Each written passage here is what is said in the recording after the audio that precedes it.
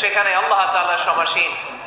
এই আরশের উপর থেকে আল্লাহ তাআলা জমিনের অতল গহ্বরে, কোন জঙ্গলে, কোন গুহার ভিতরে কোন পিপিলিকাও যদি হেঁটে যায়, আল্লাহ বলে এত উপর থেকে ওই পিঁপড়ার হেঁটে চলার পায়ের আওয়াজটাও আমি আল্লাহ শুনতে পাই। এজন্য কেউ যেটা শোনে না শোনে কে? কেউ যেটা দেখে না দেখে কে? কেউ যেটা পারে না পারে কে? আওয়াজ করে বলেন, আল্লাহ কি আমাদের কাছে না দূরে? আমার বাবা মা আমার যত কাছে, তার চাইতো আমার বেশি কাছের কে? আমার স্ত্রী আমার যত কাছে, তার চাইতো আমার বেশি কাছের কে? আমি আমার যত কাছে, তার চাইতো আমার বেশি কাছের কে? আল্লাহ তাআলা, তিনি যে আমাদের কাছে, এটা বোঝানোর জন্য তিনি কোরআনে দুটি শব্দ ব্যবহার করেছেন। আওয়াজ করে দুটি। এক জায়গায় ব্যবহার করেছেন করিব, আরেক জায়গায় ব্যবহার করেছেন আকরাব।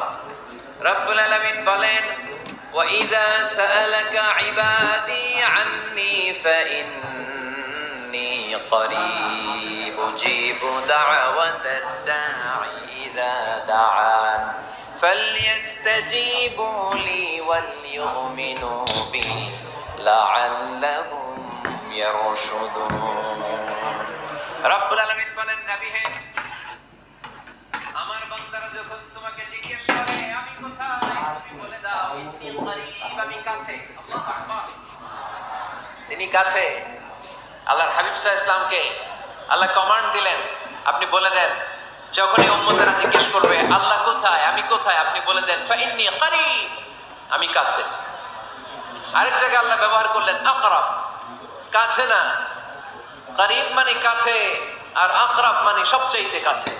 The closest one, the most closest one, সবচাইতে কাছে। ওয়া নাহনু আকরাবু ইলাইহি মিন হাবলিল ওয়ারিদ। তোমার পেছনে যে স্পাইনাল কর্ড, শিরদাঁড়া, ব্যাকবোন, মেরুদণ্ড, যেটা আমাদের দেহের একেবারে মাঝখানে, আল্লাহ বলে আমি ওইটারও কাছে। কোন কোন মুফাসসিরিন ইকরাম বলেন, আমাদের যে খাদ্যনালী আর শ্বাসনালী, এটা আমার ঘাড়ের যত কাছে, আমার আল্লাহ আমার তার চাইতেও বেশি কাছে। তার মানে এই আয়াত দ্বয় থেকে আমরা বুঝতে পারলাম আল্লাহ দূরে নন, তিনি আমাদের কাছে। তিনি আমাদের কাছে, ডাকলেই তিনি সাড়া দেন। সুবহানাল্লাহ পড়েন। ভায়া হয়ে তার কাছে যাওয়া লাগে না, মিডিয়া হয়ে যাওয়া লাগে না। আমার সাথে দেখা করতে হলে কত ভায়া হয়ে আসা লাগে, পাওয়া যাচ্ছে না।